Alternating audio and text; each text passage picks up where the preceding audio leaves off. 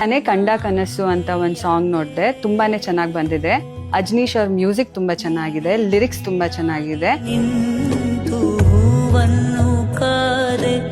ಹಾಗೆ ಈ ಫಿಲ್ಮ್ದು ನನಗೆ ಪ್ರೀವಿಯಸ್ ಒಂದು ಸಾಂಗ್ ತುಂಬಾನೇ ಇಷ್ಟ. It's one of my favourites. It's that ಮುದ್ದು ರಾಕ್ಷಸಿ ಅಂತ. ಅದೇ ತರ ಈ song my favourites. It's that ಮುದ್ದು ರಾಕ್ಷಸಿ ಅಂತ. ಅದೇ ತರ ಈ ಸಾಂಗು ಹಿಟ್ ಆಗ್ಲಿ ಅಂತ ಕೇಳ್ಕೊಂತೀನಿ.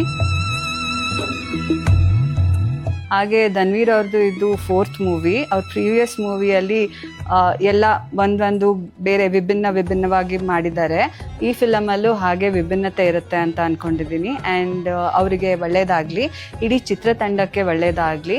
ಇದೇ April 10th Vamana film release ಆಗ್ತಿದೆ. ದಯವಿಟ್ಟು ಎಲ್ಲರೂ ಫಿಲ್ಮ್ ಥಿಯೇಟರಲ್ಲಿ ಹೋಗಿ ಫಿಲ್ಮ್ ನೋಡಿ. ಆದಷ್ಟು ಕನ್ನಡ ಚಿತ್ರಗಳನ್ನು ನೋಡಿ ಬೆಳೆಸಿ ಆ್ಯಂಡ್ ಪ್ರೋತ್ಸಾಹಿಸಿ. Thank you. ತೆರೆದ ತಾರೆ ನೀನು.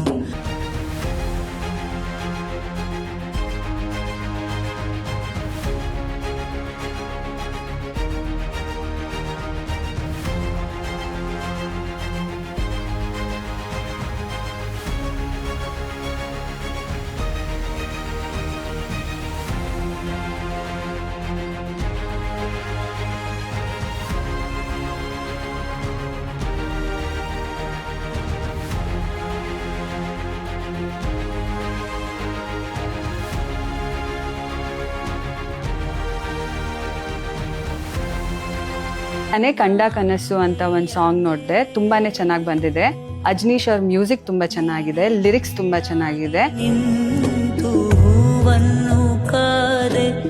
ಹಾಗೆ ಈ ಫಿಲ್ಮ್ದು ನನಗೆ ಪ್ರೀವಿಯಸ್ ಒಂದು ಸಾಂಗ್ ತುಂಬಾನೇ ಇಷ್ಟ. It's one of my favourites. It's that ಮುದ್ದು ರಾಕ್ಷಸಿ ಅಂತ. ಅದೇ ತರ ಈ song my favourites. It's that ಮುದ್ದು ರಾಕ್ಷಸಿ ಅಂತ. ಅದೇ ತರ ಈ ಸಾಂಗು ಹಿಟ್ ಆಗ್ಲಿ ಅಂತ ಕೇಳ್ಕೊಂತೀನಿ. ಹಾಗೆ ಧನ್ವೀರ್ ಅವ್ರದ್ದು ಇದು 4th ಮೂವಿ. ಅವ್ರ ಪ್ರೀವಿಯಸ್ ಮೂವಿಯಲ್ಲಿ ಎಲ್ಲ ಒಂದೊಂದು ಬೇರೆ ವಿಭಿನ್ನವಾಗಿ ಮಾಡಿದ್ದಾರೆ.